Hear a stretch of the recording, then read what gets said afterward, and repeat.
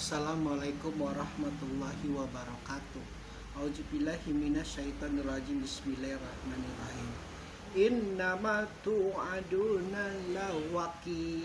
Sesungguhnya apa yang dijanjikan kepadamu pasti terjadi. Surat ini masih berkisar tentang bagaimana Allah mengisahkan tentang terjadinya hari kiamat, prosesnya. Dan salah satu bentuk kepastian ini terjadi, maka Allah bersumpah atas ciptanya yang bernama malaikat. Begitu. Jadi sehingga tidak ada celah bagi siapapun, bagi apapun untuk menyangsikan, untuk menolak, untuk memustahilkan akan terjadinya hari kiamat. Apalagi ini pada saat dimana ketika malaikat-malaikat itu dijadikan sesembahan oleh kaum kafir Quraisy. Nenek moyang mereka yang suci menjadi malaikat pelindung Arab jahiliyah yang mereka percayai. Makanya Allah bersumpah atas nama malaikat yang Dia ciptakan. Kembalikan hak penciptaan malaikat yang Aku utus untuk membawa kebaikan dari langit yang paling tinggi, lapis ke-7 sampai ke bumi. Malaikat itu terbang dengan kencang. Dia menyebarkan rahmat seolah-olah laksana angin kencang pada saat terjadi hujan yang sangat deras. Dan malaikat-malaikat itu nanti yang akan membedakan antara yang baik dan yang buruk. Dan malaikat-malaikat itu juga yang menyampaikan wahyu kepada para nabiku, kepada para waliku, untuk menolak alasan manusia, untuk membenarkan teori-teori tentang kemaksiatannya kepada Allah, dan untuk memberi peringatan. Dan pada akhirnya peringatan ini adalah tentang sesungguhnya apa yang dijadikan kepadamu pasti terjadi. Allah pastikan.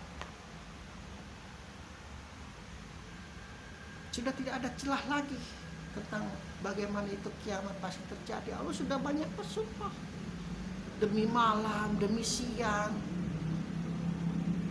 Lalu dikhususkan lagi pada saat ini adalah demi malaikat-malaikat yang diutus, malaikat-malaikat ciptaannya. Dan notabene kita sebagai umat Rasulullah harus memiliki sifat takwa yang paling rendah nih, paling remeh tema adalah takut. Dan yang paling tinggi adalah menaati perintahnya dan menjauhi larangannya.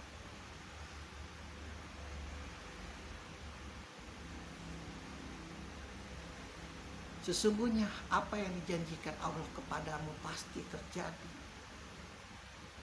Kalau Jibril mengatakan ini untuk Rasulullah adalah tentang bagaimana kelak kemudian Islam akan jaya, akan menang, akan meraih kemuliaan dengan perjuangannya Rasulullah, dengan perjuangannya keluarganya, dengan perjuangan sahabat. Kalau ayat ini ditilik untuk kaum kafir Quraisy yang membangkang, yang ingin menghancurkan Rasulullah, apa yang dijanjikan Allah kepadamu, yaitu tentang bagaimana sudah berulang kali kita ceritakan itu bagaimana proses terjadinya kiamat, penghisapan. Pasti akan terjadi. Bagaimana hancurnya alam semesta. Bagaimana kipat sangkakala pertama seluruhnya dimatikan, lalu sangkakala kedua seluruhnya dihidupkan. Dahulu kita tidak mengerti apa itu dunia kegaiban, Allah bukakan tanpa perlu bantuan siapapun.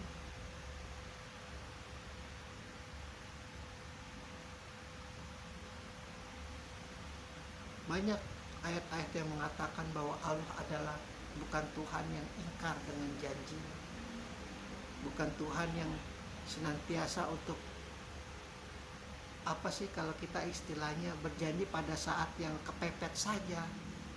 Allah tidak seperti itu. Allah tidak pernah kepepet, Allah juga tidak pernah memepet. Allah tidak pernah menekan dan Allah juga tidak pernah ditekan oleh siapapun. Allah memastikan bahwa ketika engkau tidak berbuat curang, ketika engkau tidak melampaui batas, ketika engkau senantiasa berusaha keras sebagaimana nabiku berusaha keras mendekatkan dirinya kepada, dihargai. Bagaimana rupa surga yang sudah kita terangkan, bagaimana rupa neraka juga yang telah kita terangkan.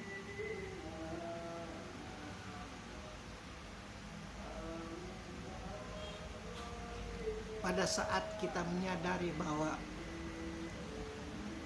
hanya kebaikan yang menolong kita, bukan selain itu. Mungkin bagi orang yang terlalu percaya diri, syafaat juga mungkin bisa menyelamatkan.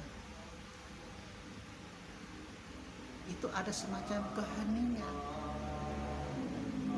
Dunia berputar begitu keras, begitu cepat, begitu kencang. Pada hakikatnya di dalam ayat yang belum kita bahas, kita belum sampai ke sana. Pada saatnya adalah aku menciptakanmu manusia dan kaum jin, tidak lain hanya adalah untuk menyembahku dalam bentuk syariat maupun non syariat. Syariatnya adalah sholat, puasa, zakat, pergi haji dan lain sebagainya.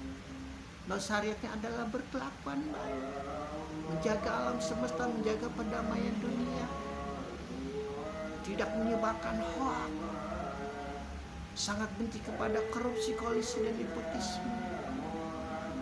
Luar biasa kalau hal itu terwujud.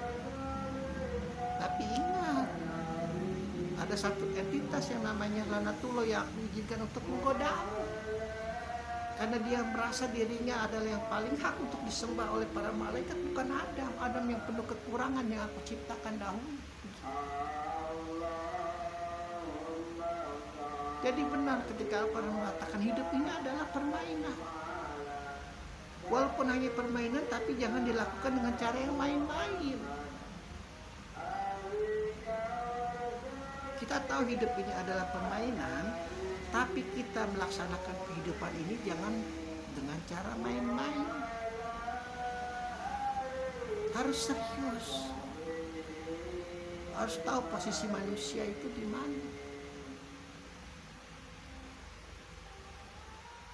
Mungkin kalian yang merasa miskin ini udah dekat, merasa dekat dirinya dengan Muhammad, kan dahulu Muhammad miskin. Tapi lihat dulu, Muhammad miskin karena dia tidak merampok, Muhammad miskin karena dia tidak menipu, Muhammad miskin karena dia tidak mengambil hak orang lain, Muhammad miskin karena etika dia adalah untuk menikmati apa yang dia punya. Anda sudah seperti itu belum? Muhammad miskin tapi tidak jorok, rumahnya terawat rapi. Muhammad miskin tapi tidak membuang sampah sembarangan. Muhammad miskin dalam bentuk jahir tapi lahirnya adalah kaya. Mau gak mau itu harus aku aminkan. Karena banyak orang yang merasa dirinya miskin seperti Muhammad, tapi ketika melihat rumahnya dalam kotornya luar biasa, joroknya luar biasa. Miskin yang beradab. Muhammad, Khadijah yang dulunya kaya raya sampai jatuh dalam lubang kemiskinan untuk perjuangan Rasulullah. Karena satu-satunya cara untuk mengajak umat adalah yang lemah-lemah dulu, yang tidak memiliki siapa-siapa. Mau tidak mau Rasulullah korbankan, memberi mereka makan, memberi mereka penghidupan, diajarkan tentang Islam perlahan. Yang miskin-miskin itu mau tidak mau. Miskin bukan karena malas, bukan, hati-hati. Miskin karena dirinya kaya. Miskin karena dirinya berintegritas. Miskin karena dirinya cerdas. Begitulah Muhammad. Jadi jangan bangga dulu kalau Anda miskin. Alhamdulillah